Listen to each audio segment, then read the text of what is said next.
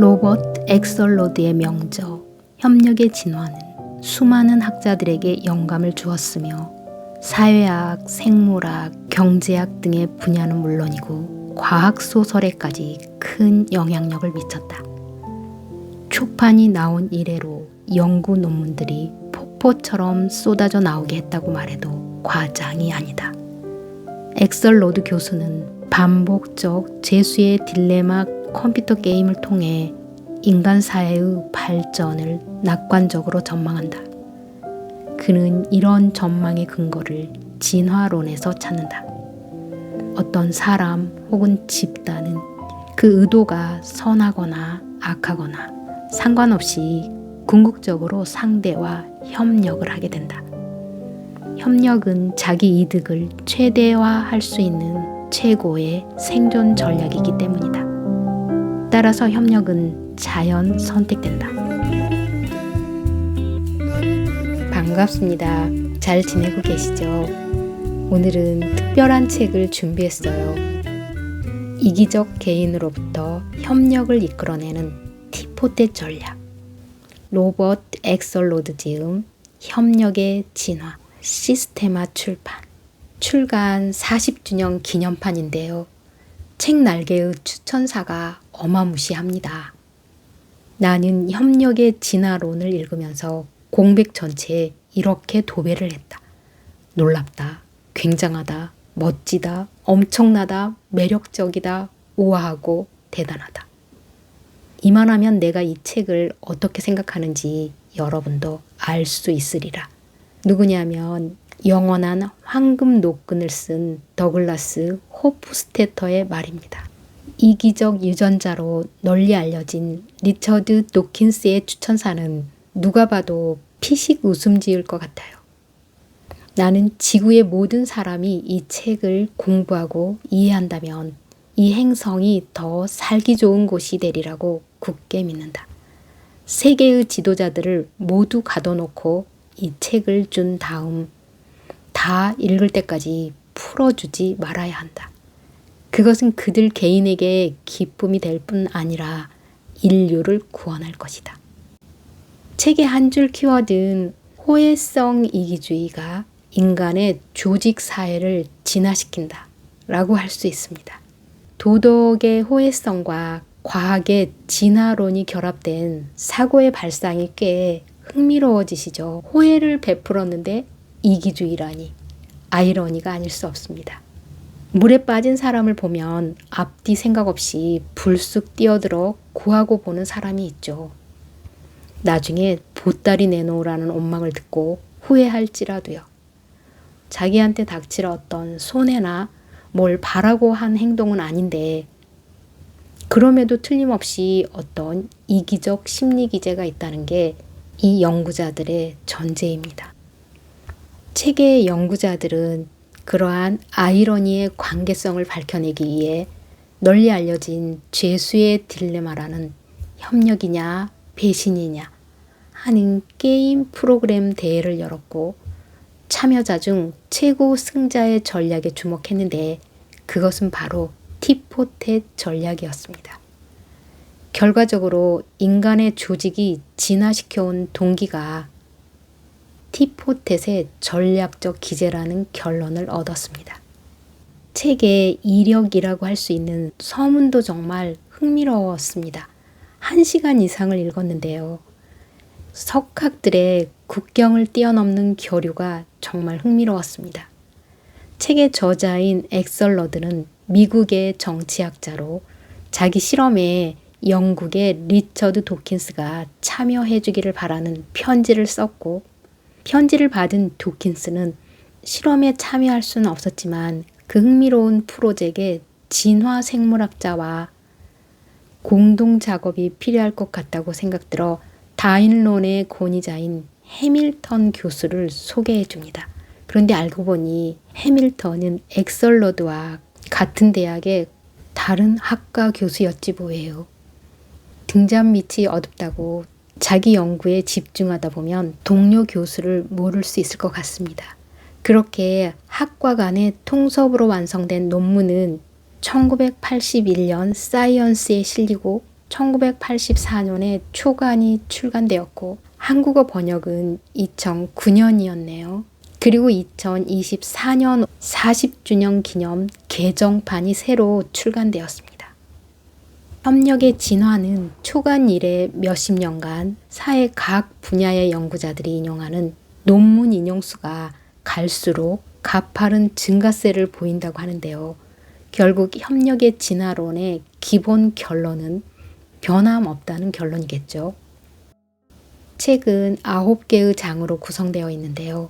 우리가 궁금해할 죄수의 딜레마, 티포텟 전략, 호혜성 이타주의와 같은 용어의 정의와 인위적으로 조작한 실험의 과정과 진행, 그리고 얻은 결론에 대한 해석이 아주 상세하게 다뤄져 있습니다. 간단하게 살펴보면 첫 장은 협력 무엇이 문제인가 라는 문제제기이고, 2장은 죄수의 딜레마 게임에서 협력이 일어나는 과정을 설명하고, 3장은 이기주의자들의 세상에서 어떤 중앙 권위가 없이도 일어나고 있는 협력에 대한 증명과 결론에 이른 이론 규명이고, 4장과 5장은 그러한 결과들이 폭넓게 적용될 수 있는 구체적인 예로 4장에서는 1차 대전 당시 나타난 공전공영 시스템을 자세히 다뤘고,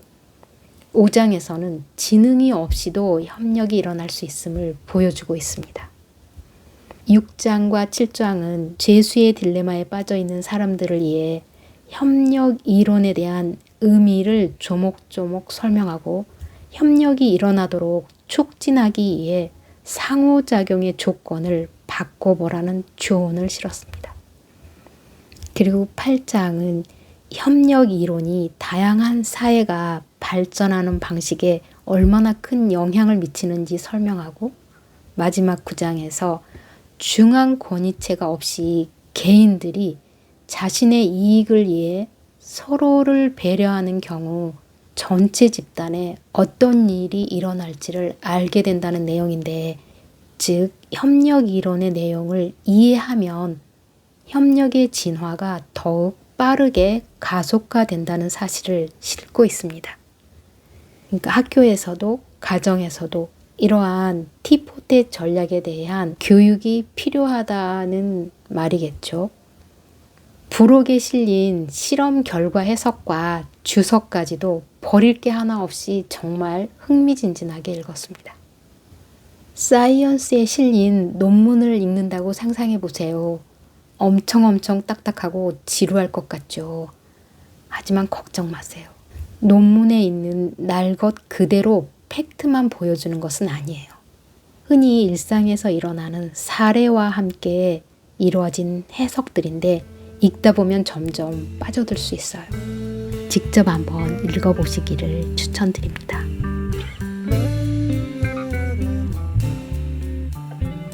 책 속으로 들어가 볼게요. 먼저 이 책의 소재인 사회생물학부터 알아볼까요? 생물학의 권위자인 최재청 교수님은 이렇게 설명하네요. 사회생물학이란 말하자면 일개미들이 왜 동료를 구하기 위해 기꺼이 자기를 희생하는지에 대해 연구하는 학문이라고요. 연결해서 친족 이타주의와 호혜성 이타주의의 진화에 대한 이론도 근거를 제시했는데요. 런던 정치경제대 윌리엄 해밀턴은 1964년 학술지 이론 생물학의 포괄 적합도 개념을 소개하며 이타적 행동의 진화의 이론적 근거를 제시했다. 개미와 같은 사회성 곤충의 경우에는 그들의 특수한 유전 체계 때문에 일개미가 스스로 자식을 낳더라도 자기 유전자의 절반밖에 물려줄 수 없지만, 엄마인 여왕 개미를 도와 누이 동생을 낳게 되면 그가 자기 유전자와 75%가 동일한 유전자를 갖고 태어나기 때문에 개체의 관점에서 이타적으로 보이는 행동을 유전자 관점에서 보면 이기적 동기가 깔려 있다는 것이다. 이런 이타성의 진화를 흥미롭게 설명한 책이 바로 도킨스의 이기적 유전자이다. 유전자를 공유하는 가족 간에 벌어지는 이타적 행동은 해밀턴의 포괄적합도 이론으로 비교적 가지런히 설명되지만 우리는 종종 알지도 못하는 남을 위해 기꺼이 헌혈을 하고 때로는 위험천만한 불구덩이 속으로 뛰어든다. 이 문제에 대해서는 윌리엄 해밀턴이 하버드대 초빙 교수로 일하던 시절 그곳에서 박사학위를 받은 로버트 트리버스가 새로운 해결책을 내놓았다. 해밀턴의 이론이 친족 이타주의를 설명한다면 트리버스는 호혜성 이타주의의 진화에 대한 이론을 제시한 것이다. 트리버스는 미래의 보답을 기대하며 남에게 도움을 주는 일종의 계약 이타주의 덕택에 인간을 비롯한 많은 동물들의 사회성이 진화했다고 설명한다. 이타적 호혜성이 진화하는 데에는 서로 교류하는 개체들이 유전적으로 연관된 친척일 필요가 없기 때문에 훨씬 폭넓은 경우에 두루 적용될 수 있다. 심지어는 교류하는 개체들이 같은 종에 속할 필요도 없다. 충직한 개들은 주인인 인간을 구하려 위험을 무릅쓴다. 교류하는 두 개체가 평생 단 한 번밖에 만나지 않는다면 도움을 받고 난 다음 보답할 기회가 없기 때문에 호혜적 관계가 성립되지 않는다. 서로의 존재를 인식하고 도움을 받았다는 사실을 기억할 수 있어야 하며 서로의 만남이 비교적 빈번해야 협력의 관계가 진화할 수 있다. 친족 이타주의와 호혜성 이타주의의 차이가 쉽게 구별가시죠? 죄수의 딜레마. 죄수의 딜레마는 협력이냐 배신이냐 하는 선택의 의사결정을 말해요. 두 사람이 서로 협력하면 둘 다 이득인데 이득을 나누지 않으려고 각자 자신의 최선의 선택을 하다 보면 결국 서로 배신, 그러니까 배반이 일어나는 거죠. 동업 관계를 떠올려 보시면 좋을 것 같아요.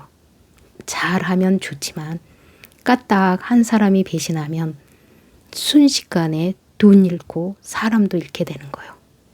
현실 상황에서는 이렇게 상반된 이해관계가 드물지만 극히 흥미로운 이러한 상황을 추상적으로 단순하게 모형한 게임 이론을 죄수의 딜레마라고 해요. 흥미로운 포인트는 선택의 의사결정이에요. 우리가 알기로 고전적 진화론의 기제가 생존과 번식의 차이를 바탕에 둔 자연 선택이잖아요. 그런데 여기서 다루려는 주제는 생물학적 관점의 인간 자체라기보다는 인간의 조직을 다루고 있어요. 자기 희생을 자연 선택한 이타적 행동이 유전자를 공유하는 가족 간에는 자연스러운데 아무도 모르는 남에게도 자연 선택이 일어난다. 국가나 권위자가 요구하지 않는데도 자연 발생적으로요. 이것이 바로 호혜성 이타주의이고 이러한 호혜성 이타주의의 진화로 사회가 발전되어 간다는 과정을 이 연구자들이 가진 거죠. 그리고 그 과정을 밝히기 위해 죄수의 딜레마 컴퓨터 프로그램 대회를 열었던 거예요. 살펴볼게요. 우선 영어 이니셜을 알아보기로 해요. 이 게임에서 각 참가자의 선택은 두 가지예요. 협력이냐 배반이냐. 그리고 두 사람이 참여하는 게임에서 나올 경우의 수는 4가지예요. 선택에 따른 보상이 주어지는데 상호 협력에 대한 보상은 3점씩이고 R이라고 표기해요. 둘 중 한 사람은 협력하고 한 사람은 배신할 경우예요. 이때 배신의 유혹자는 5점이고 T라 표기해요. 그리고 상대의 배신에 협력한 머저리는 빈손 0점이고 S라 표기해요. 둘 다 배반의 경우 각 1점씩이 주어지고 P라 표기해요. 이 게임에서 딜레마는 뭐냐면요. 상대방이 어떤 선택을 하는지 모르는 상태에서 선택해야 한다는 점이에요. 그리고 상대방이 어떤 선택을 하든 상관없이 배반이 협력보다 더 많은 점수를 받는다는 점이죠. 그래서 두 사람 모두 배반을 하면 모두 협력을 할 때보다 적은 점수를 받는다는 데 있어요. 자, 당신이라면 이런 게임에서 어떤 선택을 하겠는가? 가능한 경우들 간에 몇 가지 관계를 살펴보기로 해요. 만약 내가 가장 높은 점수를 얻는 경우는 상대방이 협력을 할 때 내가 배반을 선택하는 것이다. 또 가장 낮은 점수를 얻는 경우는 상대방이 배반을 선택할 때 내가 협력을 선택하는 것이다. 그리고 상호 협력에 대한 보상은 상호 배반에 대한 처벌보다 더 낫다. 그러므로 이 선택에 대한 점수의 크기를 비교하자면 T, R, P, S라는 순의 관계가 성립한다. 이것은 서로 번갈아 상대를 이용해도 딜레마에서 벗어날 수가 없다. 즉 번갈아 가면서 서로 이용하고 이용당해도 상호 협력만큼 좋지 않다는 말이다. 이것이 네 가지 경우의 점수 순서와 함께 죄수의 딜레마를 규정하는 부분이다. 상당한 눈치 게임이 되겠죠. 이제 게임을 펼쳐야 할 텐데요. 컴퓨터 게임 참가자들은 각 게임마다 협력이나 비협력을 선택하는 결정 규칙으로 된 프로그램을 짰고 둘씩 짝을 짓는 라운드 로빈 방식으로 전체 게임은 정확하게 200게임으로 이루어졌는데 이때 출품된 프로그램 수가 총 14개로 심리학, 경제학, 정치학, 수학, 사회학 5분야였다고 해요. 이 대회에서 최고의 우승자는 토론토 대학의 아나톨 라포포트 교수가 제출한 티포텟 프로그램이었어요. 티포텟 전략은 처음엔 무조건 상대와 협력하고 다음엔 상대 전략 그대로 따라하는 것이에요. 그대로 맞대응 전략이죠. 눈에는 눈, 이에는 이 식으로요. 협력엔 협력으로, 배신엔 배신으로 반드시 응징으로 되갚고 깨끗하게 다시 시작하는 식으로요. 이 결정 규칙은 죄수의 딜레마에서 가장 많이 알려져 있고 가장 많이 논의되고 있는데 이것은 이해하기도 쉽고 프로그램 짜기도 쉽다고 해요. 가장 궁금한 것은 티포텟이 호혜성 이기주의 행동 방식의 최상의 전략인가 일 것인데요. 이 연구자들의 결론은 상대 경기자의 전략과 상관없이 독립적으로 언제나 최상의 전략 같은 것은 없다는 점이에요. 협력이 진화하는 데 무엇이 필요한지는 말해주지만 어떤 전략이 가장 효과적인지는 말해주지 않는다는 점이죠. 다만 티포텟 전략이 모든 전략 가운데 가장 강건한 전략임을 입증하는 강력한 증거를 제공해 주었다. 처음에 무조건 협력하고 그 다음부터는 상대방이 이전에 한 대로 해줌으로써 티포텟은 수많은 세련된 전략들을 상대로 좋은 성적을 기록했다. 티포텟 전략의 강건함은 신사적이고 배반을 응징할 줄 알며 용서할 줄 알고 또 파악하기 쉬운 단순성에서 비롯한다. 신사적이라는 말은 결코 먼저 배반하지 않는다는 뜻이다. 이런 특성이 상대방과의 불필요한 갈등에 빠지지 않게 해준다. 단호한 응징성은 상대가 배반을 한번 시도했다가도 계속하지 못하게 한다. 또한 용서할 줄 알기 때문에 상호 협력이 쉽게 회복된다. 또 행동 양식이 워낙 단순해서 상대방이 쉽게 파악할 수 있으며 티포텟을 다루는 최고의 방법은 티포텟과 협력하는 것임을 금방 깨닫게 한다.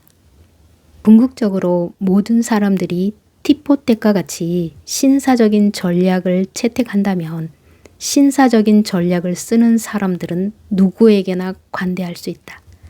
또 모두가 신사적인 전략을 쓰는 집단은 비신사적인 전략을 쓰는 한 개인뿐 아니라 무리라도 침범에 들어오지 못하게 막아낼 수 있다. 협력은 집단에서 일단 자리를 잡고 나면 다른 전략들의 침범을 스스로 막아낼 수 있다. 협력의 전체적인 수준은 점차 올라가지 내려가지 않는다. 다시 말해 협력의 진화의 톱니바퀴는 역회전을 방지하고 앞으로만 돌아가게 하는 회전축인 미늘이 있다. 이런 미늘의 작동 효과를 미국 의회에서 발전된 호혜주의 규범에서 볼 수 있다.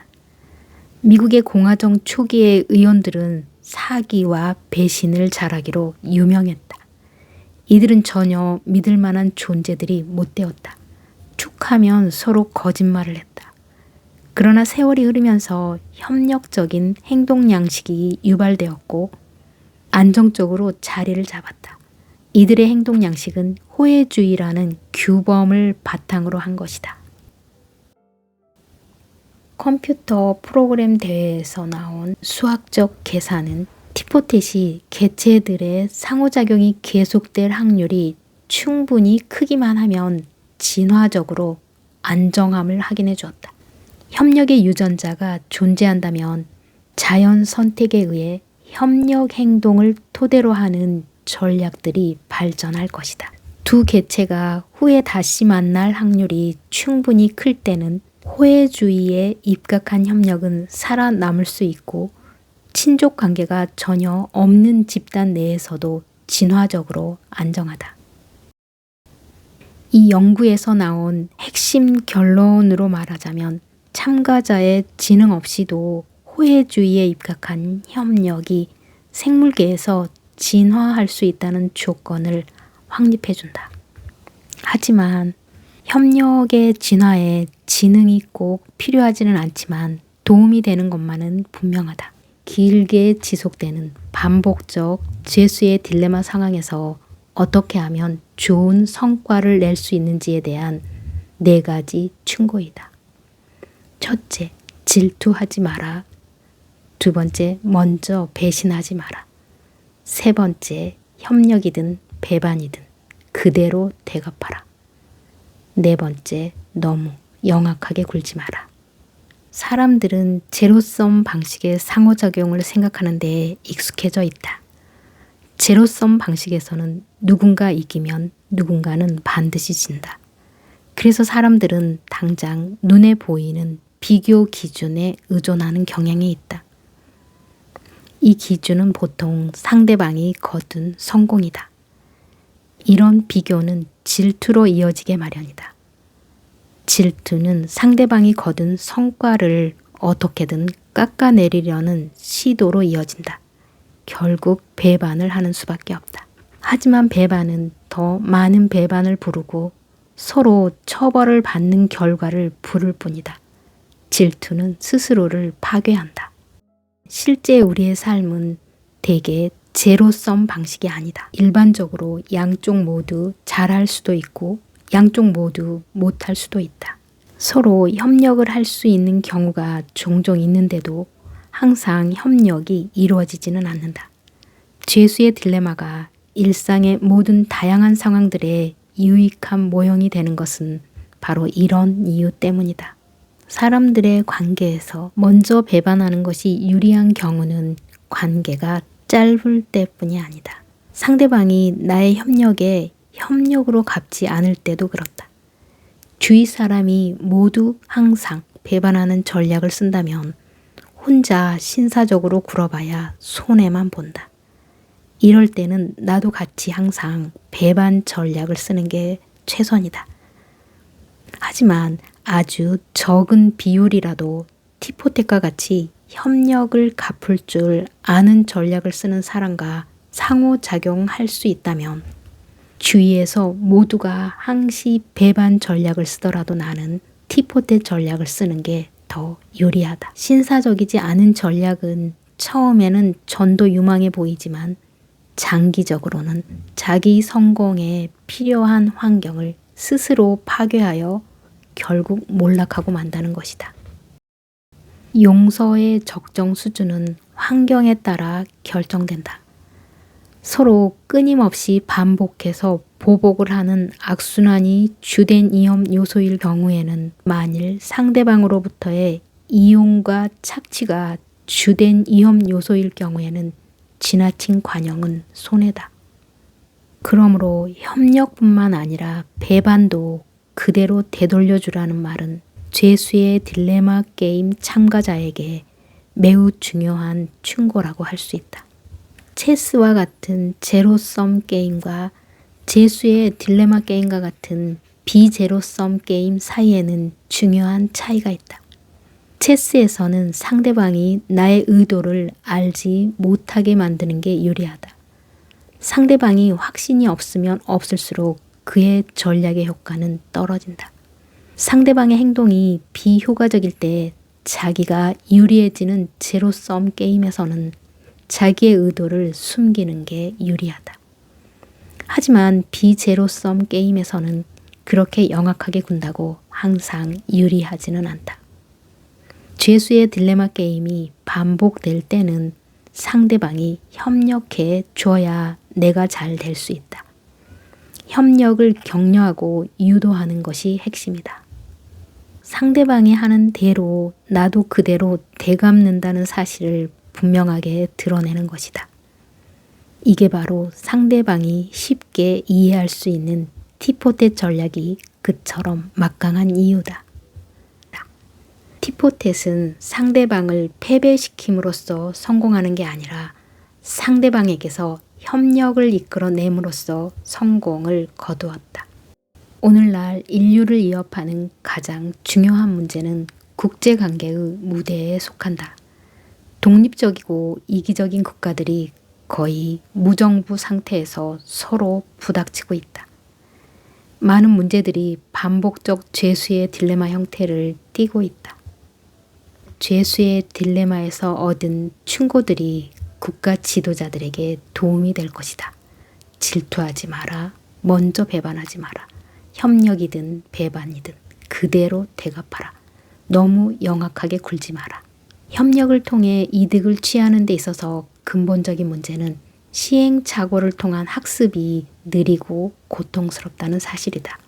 모든 조건이 장기적으로 발전하기에 적당해졌다 하더라도 무작위적인 진화 과정이 우리를 호혜주의의 바탕을 둔 상호 협력 및 상호 보상 전략으로 이끌어주기를 기다리기에는 시간이 부족한지도 모른다. 협력의 진화 과정을 좀 더 잘 이해한다면 우리의 지능을 활용해 협력의 진화를 빠르게 가속화시킬 수도 있을 것이다. 네, 낯선 용어와 복잡한 논리를 끝까지 함께 해주셔서 감사합니다. 본 영상을 워밍업 삼아 직접 한번 읽어보시기를 추천드립니다.